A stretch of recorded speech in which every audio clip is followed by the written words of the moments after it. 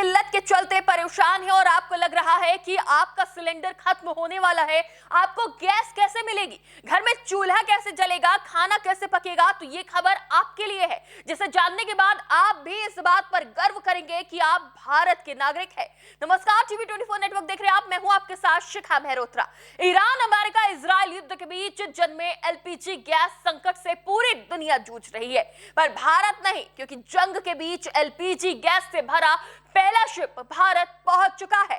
Straight of Hormuz से 2 भारतीय जहाजों को आने का रास्ता मिल गया था। अमेरिका और ईरान के बीच चल रही जंग की वजह से कई देशों के जहाज स्ट्रेट ऑफ हॉर्मुज को पार नहीं कर पाए, लेकिन 2 भारतीय जहाजों को आने का रास्ता दिया गया था। इसमें से एक शिवालिक शिप सोमवार यानी 16 मार्च को एलपीजी गैस लेकर भारत पहुंच गया है। गुजरात के मुंद्रा पोर्ट पर पहुंचे शिवालिक शिप से अब एलपीजी गैस की अनलोडिंग की जाएगी।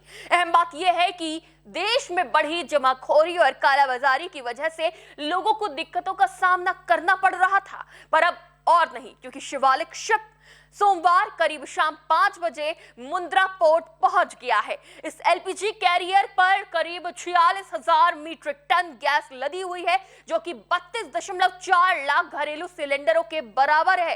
ये जहाज भी स्ट्रेट ऑफ हॉर्मुज पर अटका हुआ था, लेकिन 14 मार्च को वहां से आने का रास्ता मिल गया। मिडिल ईस्ट में जारी जंग के बीच इसका भारत आना बहुत बड़ी राहत की बात है। इतना ही नहीं, शिवालिक के बाद अब जल्द ही नंदा देवी जहाज के भारत पहुंचने की उम्मीद जताई जा रही है, जिस पर 46,000 मीट्रिक टन एलपीजी गैस लदी हुई है। भारत समेत दुनिया के कई देशों के जहाज अभी भी स्ट्रेट ऑफ हॉर्मुज में फंसे हुए हैं। हालांकि ईरान ने कहा है कि भारत उसका दोस्त है और वो उसका साथ देगा। ईरान के विदेश मंत्री अब्बास अरागची ने हाल ही में कहा है कि हॉर्मुज ईरान के दुश्मनों को छोड़कर सभी के लिए खुला हुआ है।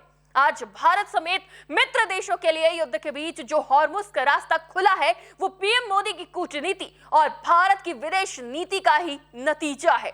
आपको याद ही होगा कि प्रधानमंत्री नरेंद्र मोदी ने 12 मार्च 2026 को ईरान के राष्ट्रपति मसूद पेजेशकियान से फोन पर बात की थी, जिसमें मिडिल ईस्ट में जारी संघर्ष पर गहरी चिंता व्यक्त की गई थी। उन्होंने तनाव कम करने, बातचीत और कूटनीति पर जोर दिया। इस दौरान भारतीय नागरिकों की सुरक्षा और ऊर्जा आपूर्ति निर्बाध बनाए रखने पर भी चर्चा की गई थी, जिसके बाद यह बड़ा फैसला लिया गया है। यानी 12 तारीख को प्रधानमंत्री नरेंद्र मोदी ने कॉल किया, 14 तारीख को अनुमति मिली और 16 तारीख को भारत का पहला जहाज गैस की बड़ी खेप लेकर भारत आ गया है। यानी अब घबराने की कोई बात नहीं है। अब तेल, गैस, किसी भी चीज की आपूर्ति बाधित नहीं होगी। हर घर एलपीजी गैस पहुंचेगी।